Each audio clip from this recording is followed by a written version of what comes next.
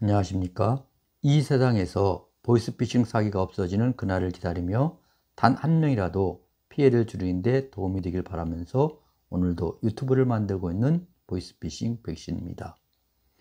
최근에 유행하는 보이스피싱 피해 사례를 2회에 걸쳐 함께 알아보는 시간으로 오늘은 먼저 1편입니다. 엄마나 딸, 아들, 가족 전화번호를 발신인으로 나타나게 하여 납치되었으니 돈을 보내라고 전화 거는 보이스피싱 수법이 유행한다면서요. 범인들은 국제전화나 인터넷 전화라도 국내 전화번호와 8자리 번호만 같으면 전체 번호가 뜨지 않고 평소 저장해 놓은 대상자의 이름으로 발신자가 뜨는 통신 기술을 악용하고 있습니다.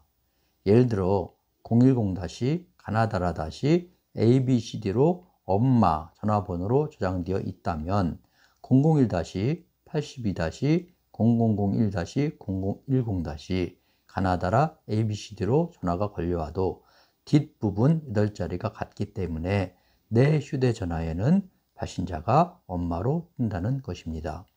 범죄 조직은 피해자 가족을 위협하고 절박한 상황으로 몰기 위해서 피가 흐르는 몸의 일부분 사진이나 피 묻은 휴지의 사진을 첨부하기도 한다고 합니다. 현실적으로 수신인에게 보여지는 송금이나 발신인 문자와 번호는 누구든지 아주 쉽게 변경할 수가 있습니다. 휴대폰 개통 관련 사기가 잇따라 발생하고 있지요. 금융보안의식이 상대적으로 취약한 노인들을 대상으로 휴대폰 대리점 직원이 요금 자동 납부를 핑계 삼아서 계좌 비밀번호와 신용카드 비밀번호 등을 요구하고 노인들이 자리를 비운 사이 편취한 개인정보로 대출을 받고 또 노인들의 통장 계좌 잔액을 편취하고 도망간 사례가 발생했습니다.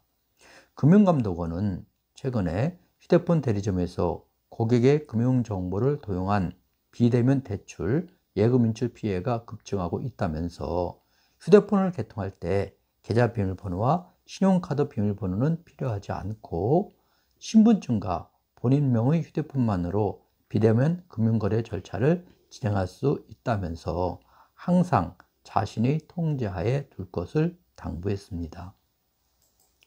교통법규 위반 사안이나 국민건강검진 안내를 사칭하는 범죄 수법이 기승을 부린다면서요. 피싱 범죄 조직은 최근에 개인 금융정보나 신상정보를 편취하고 휴대폰에 악성 앱 설치를 목적으로 다음과 같은 수법을 악용하고 있습니다. 먼저 교통법규 위반 사안을 처리한다는 이유로 경찰청 교통민원 24 교통범칙금 요금 안내서 발송을 사칭하면서 문자를 보내고 있고, 두 번째로는 국민건강검진통지서 무료 암검진 안내서 발송을 사칭해서 문자도 보내고 있습니다. 교통법규 위반 안내, 국민건강검진 안내 메시지에 인터넷 주소가 있을 경우 절대로 해당 인터넷 주소를 누르면 안 됩니다. 교통민원, 국민건강검진 관련 안내 문자에는 특정 인터넷 사이트로 접속하게 하거나 프로그램 다운로드를 요구하는 기능이 전혀 없기 때문입니다. 조직원이 검사를 사칭하고 계좌가 범죄에 연루되었으니 다른 계좌로 옮겨 조사받아야 한다는 보이스피싱 사기가 아직도 극성을 부린다면서요. 범죄 조직은 70대 여성 A씨를 상대로 계좌가 범죄에 연루되었으니 다른 계좌로 돈을 넣어서 조사받아야 한다면서, 물론 확인하여 이상이 없다면 원금에 이자까지 붙여서 계좌로 다시 입금해 드리고 2 내지 3일밖에 안 걸린다고 하면서 30차례에 걸쳐서 23억 원을 편취하였다고 합니다. 범인은 검사를 사칭하면서 범죄 예방 차원에서 새로운 계좌를 만들고 돈을 옮기도록 한 후 원격 조정 방식을 악용해서 현행 법령으로는 돈을 돌려받을 수 없는 암호화폐를 구입하였다고 합니다. 부동산 양도세가 많다 보니 다운거래 차입금을 받아오는 아르바이트도 있다고 하던데요. 다운 계약서만 전문으로 하는 부동산 사무소라고 자신들을 소개하면서 자신의 사무소에서 계약 완료된 고객들을 대상으로 그들을 방문해서 서류와 영수증을 전달하고 다운 계약한 차입금을 현금으로 받아오는 아르바이트라고 설명합니다.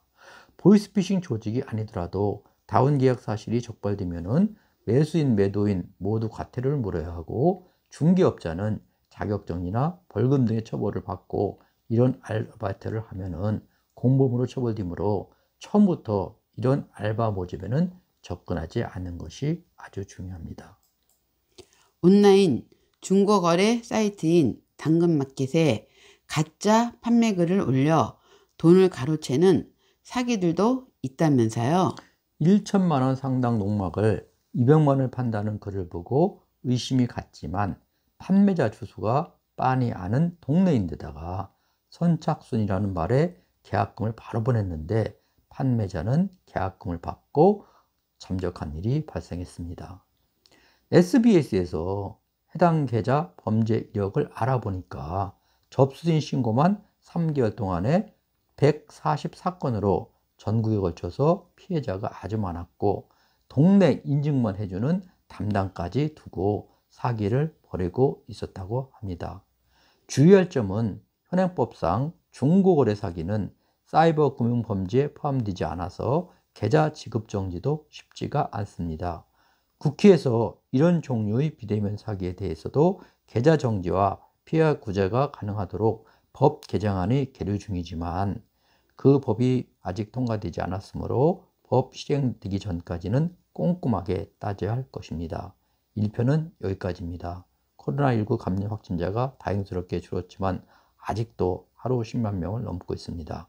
코로나19 걸리지 않도록 건강 조심하십시오. 주유사례 2편에서 함께 하시길 기대합니다.